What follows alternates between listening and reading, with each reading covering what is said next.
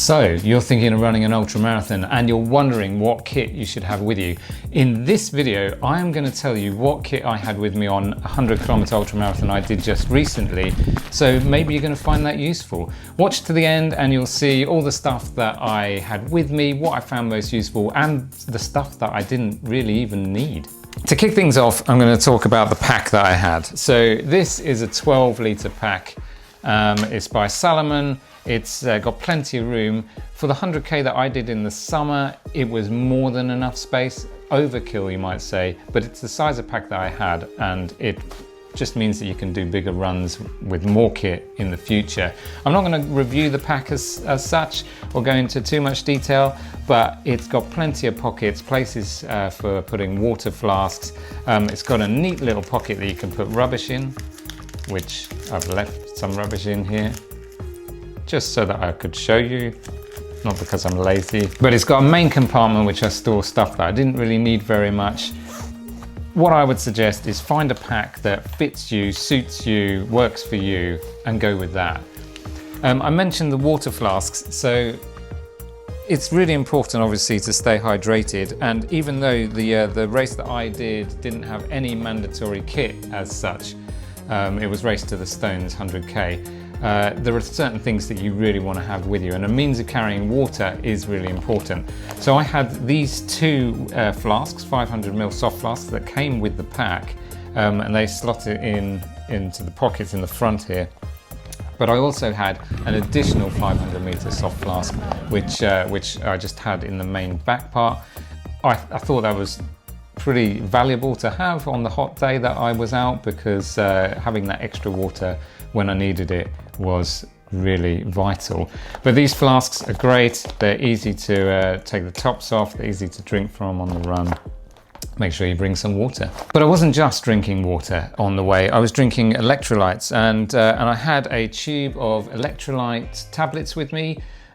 These you can just take one, pop it in the flask, they fizz, dissolve, and you get all the sodium and potassium and all that kind of stuff that just helps you stay hydrated. These are by Precision Fuel and Hydration. I highly recommend these, but find one that works for you. On Race to the Stones, they had High Five, which I also have used before, and they work perfectly good too for when I needed to top up. I wasn't just drinking regular electrolytes though. I also occasionally filled up with a carb drink. This has electrolytes and carbohydrates in, but you're probably wondering, like, why on earth would you bring this big sack of powder with you? Well, I didn't. What I did do, which I saw this tip somewhere and I can't remember where. However, using an old tube of electrolyte tablets and putting 2 scoops of this powder, it fits really well in there. I've still got some in there. But essentially you fill up your flask with water, you whip one of these out of the back of your pack, you empty it in, put the top on and give it a good shake. And that's a really useful, handy way of bringing them with you. And again, somebody needs credit for that, and it's not me, but you can learn it from me or pass it on. Pay it forward, huh? Now, Race to the Stones had amazing aid stations. They had everything that you could possibly need there. I did bring some of my own nutrition as well, some gels and chews. Again, find what works for you. Make sure you've got plenty with you as well. I think I probably had about 9 of each, the gels and the chews, just stuffed around me in different parts of the pack. And take it regularly, because if you're running an ultra marathon, you need lots of fuel. Don't just rely on the aid stations, because sometimes the stuff might not work for you, which was kind of the case for me. By the way, if you want to see me run Race to the Stones and how it didn't go so well for me, then you can go and watch that video if you haven't already. So on top of the electrolytes drinks that I had, then I also had these, which are just they're salt tablets, salt chews, watermelon flavor, which is my favorite. But I was taking these fairly regularly. It was a very hot day. It just helps you stay on top of the electrolytes, and like any time that there was any sort of feeling of cramping or just when I felt dehydrated. If I took a couple of these, they seem to sort me out. Now it could be entirely psychological. I've had it before when my heart rate's been high, and taking these just helps bring that down. Again, might be psychological, but if it works, it works. And so salt tablets, extra electrolytes, especially if it's hot and you're getting dehydrated. Next up, I thought I would mention the socks that I had on. These are by a company called Sums. They're very comfortable. They haven't had any blisters in them whatsoever. They work really well with the shoes that I had.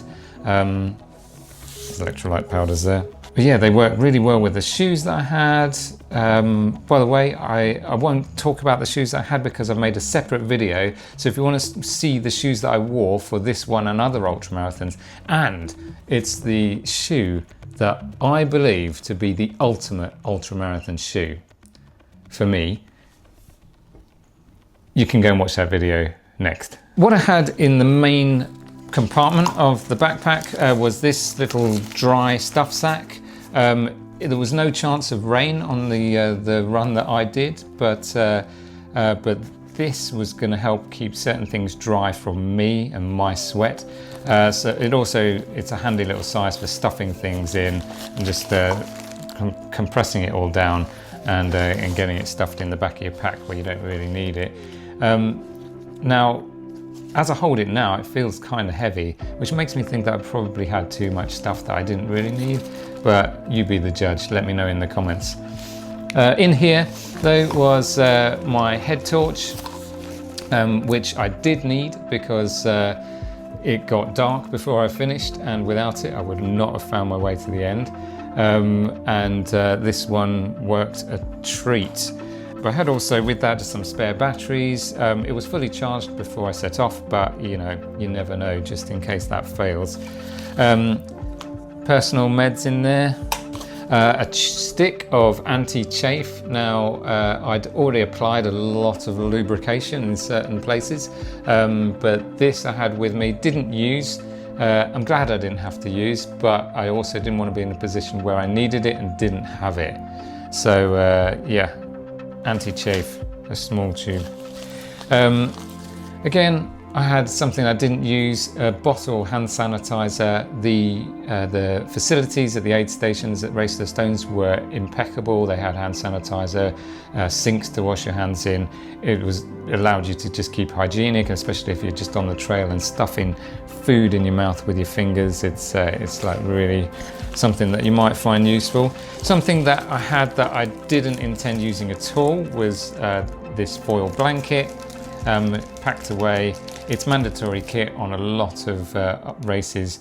It wasn't part of any mandatory kit for Race to the Stones because they don't have a mandatory kit, but might come in handy if you need it. On the subject of safety, I've got this small little pack which I've made up myself as a little first aid kit. In here there are some regular plasters, some antiseptic wipes, a bit of K-tape, and also a length of toilet paper. If I have to explain to you why I had that with me, then just go on for some long runs whilst testing different fuels. I think you might know what I mean. Waste next to nothing. And then lastly in this bag, just a small power bank and cable to keep my phone charged, which of course I had my phone with me for safety, for entertainment, and also for carrying little messages from your daughter, which are very important. Again, something I had with me that I didn't really use very much were some headphones. These are bone conducting headphones. They're Shokz Open Run, I think. I use them for all my training, really. I listen to podcasts and things like that. But on this particular run, I spent a lot of time just in my own head, enjoying the surrounding and natural environment and chatting to people. I probably only used these for an hour in total the whole time, but it's good to have them with you just in case. And that's the end of that bag. I didn't have this with me, but I thought it's worth showing because a lot of ultramarathons have a waterproof jacket as part of the mandatory kit. This is one by Om. and as you can see, it packs up super small. It's very lightweight. It meets all the requirements of like waterproofness and breathability. Just got it tied up with a piece of elastic just to keep it nice and neat. It's very small, very lightweight, but I didn't even bring it with me because there was no chance of it raining at all on the day that I ran this race. In fact, it got up to like 36, 37 degrees. There was no rain. I did have a jacket with me though, and again, it's one that packs up super small, but this was just a thin outer layer, like a windproof jacket. This one's from Decathlon.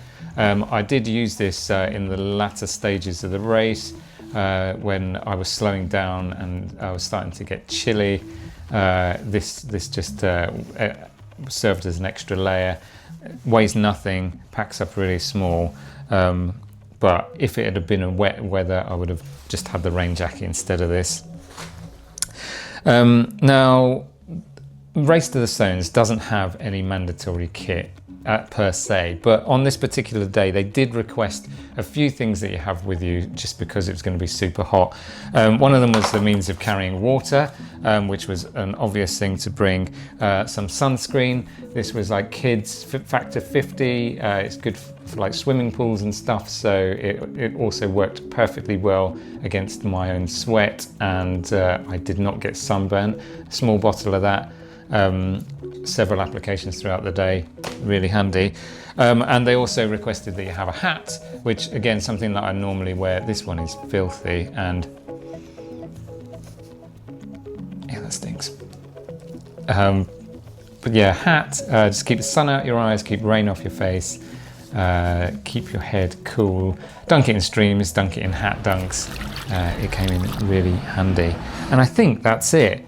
When I look at it on the table here, it looks like quite a lot of stuff, and maybe I did bring too much stuff with me. There was certainly things that I didn't use at all, that I didn't really need to have with me, but I had for comfort's sake. Everyone's different, so maybe if I've missed something, leave it in the comments down below, and that can serve as a bit of a resource for anyone else. But if you've got any questions about the stuff that I brought with me, or things that you're thinking of bringing, then again, leave them in the comments and I'll try and answer what I can. Hope you found that useful, and if you did, then please give it a thumbs up. Consider subscribing to my channel so you can see more videos from me. And like I said earlier, if you want to find out what is the best ultramarathon shoe for me, then go and watch that video there. Thanks for watching, guys. See you soon.